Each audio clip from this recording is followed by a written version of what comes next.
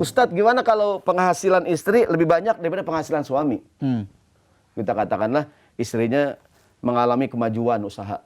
Suaminya masa pandemi PHK gitu. Istrinya mengalami kemajuan. Kemarin dagang pinggir jalan, karena tengah jalan gitu. Makin tabrak maju dong. Nah, saya bilang, apapun yang terjadi, istri tetap wajib taat pada suami. Saya tanya, Beb, boleh nggak istri kerja? Ada yang bilang boleh, ada yang enggak. Dengan izin suami. Iya. Tapi saya bilang, wahai para istri, meskipun penghasilan kamu lebih besar dari suamimu, kamu tetap harus taat pada suami. Ar-rijalu qawwamuna 'alan nisa. Kan kadang-kadang istri mentang-mentang merasa penghasilannya lebih tinggi, besar, dia nggak mau diatur gitu.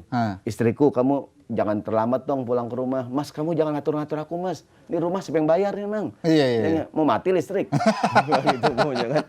Udah bosan apa makan nasi gitu. Kalau nggak ada aku, Mas, mobil siapa yang bayar kreditannya? Itu nggak boleh itu. Ya kan? Di surat Al-Alaq tuh. Iqra bismi rabbikal ladzi khalaq, khalaqal insana min 'alaq, iqra wa rabbukal akram, alladzi 'allama bil qalam, 'allamal insana ma lam ya'lam, kalla innal insana la yatgha ar-ra'ahu istaghna. Manusia cenderung togho, melampaui batas. Kapan terjadi? Ar-ra'ahu istaghna, manakala dia merasa kaya, ghani. Merasa cukup gitu. Kan orang kalau udah merasa gitu kan nggak mau diatur-atur gitu. Iya, benar. Ya kan? Orang tuh kayak pernah saya bilang di sini, kita nih pergi makan siang sama teman-teman, teman kita yang paling banyak duit dah. Bro, makan yuk bro, gue yang bayarin. Kita kan ngikut nebeng. Kita usul, bang, makan di situ bang. Lu jangan ngomong lu gue ajak makan usul lagi lu. Gitu. Kadang-kadang orang begitu tuh. Jadi istri saya bilang meskipun penghasilannya banyak, tidak boleh dia bersikap sombong kepada suaminya. Jadi tetap taat apapun keadaannya itu. Taat sama suaminya. Ini cerita saya baca di kitab Al-Imam Al-Asmu'i cerita. Dia satu hari, satu kampung, dalam kitab Al-Kabair Imam Zahabi. Dia lihat ada seorang perempuan cakep banget. Suaminya pas-pasan ya. Itu jangan tersinggung, minta maaf ya. Lah kok jadi gue yang kena. Jadi istrinya cakep banget dah. 9,9. Lakinya pas-pasan. Kata Imam Asmu'i, ya hadihi, wahai ibu, dia bilang, kenapa mau nikah sama dia gitu? Kan dia, ya lakinya, ya begitulah ya, nggak cakep lah gitu. Kenapa ibu mau nikah sama dia gitu? Ya kan, apa kata nih istri? Dia bilang, begini, kamu jangan prasangka buruk. Suami saya ini, dia seorang yang taat kepada Allah Subhanahu wa Ta'ala, ahli ibadah. Dan bisa jadi Allah berikan saya jadi istri dia sebagai hadiah Tuhan buat dia. Dia sangat rajin ibadah, taat segala macam. Allah berikan hadiahnya apaan? Saya jadi hadiah buat dia. Gitu. Karena kebaikan dia kepada Allah. Anda jadi kepikiran di rumah nih.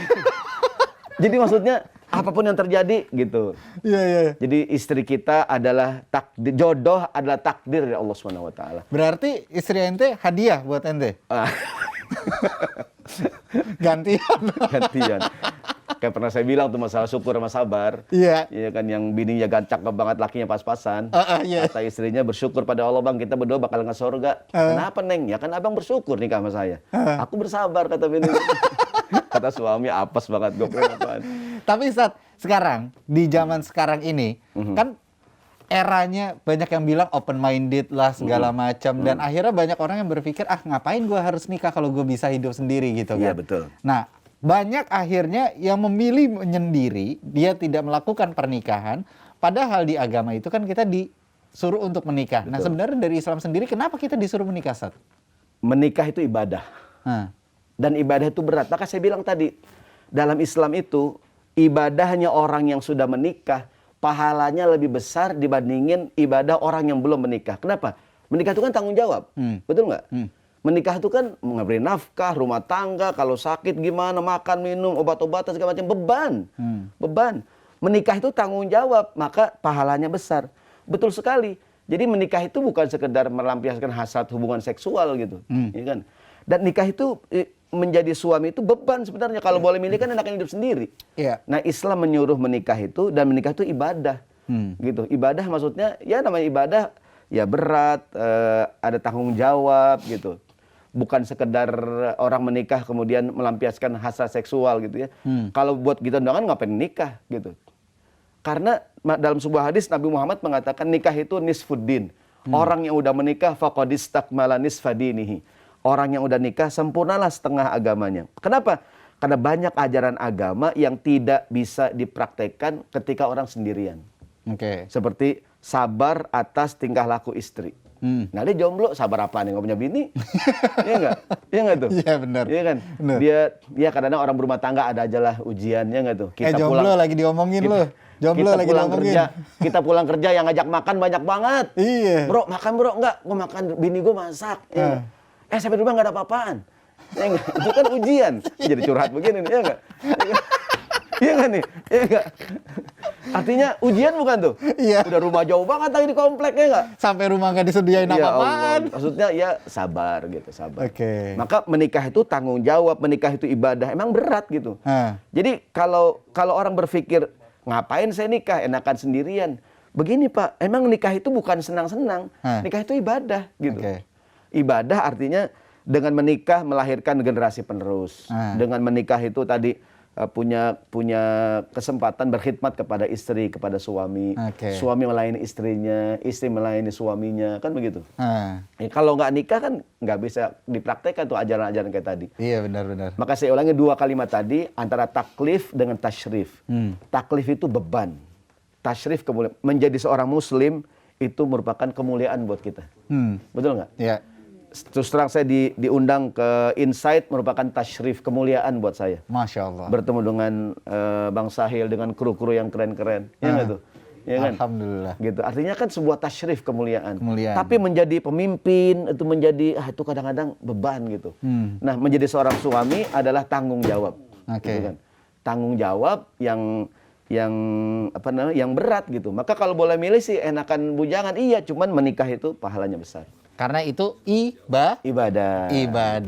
Nah, jadi buat yang jomblo sekarang yang masih pada nonton, yang lagi pada nonton, yang masih berpikir kalau nikah itu adalah sesuatu yang nggak perlu banget, itu adalah bagian daripada ibadah. Dan kalau kita melakukan ibadah itu, kita berarti menyempurnakan agama kita, betul, ya Ustadz ya. Iya. Ustadz Syahroni, terima kasih udah mau datang ke sini. Luar biasa pembahasan kita tentang pernikahan. Kita masih banyak pengen ada pesan dikit nih Bib. Ya. Yang di rumah tangganya ada masalah, apapun terjadi, mempertahankan rumah tangga jauh lebih mulia. Lebih mulia. Mantap. Semua orang bisa mengucapkan ijab kabul, tapi tidak semua orang bisa menahan dirinya mengucapkan kalimat talak. Oke, benar. Jadi permulaan milik semuanya, tapi yang bertahan hanya orang-orang yang kuat saja.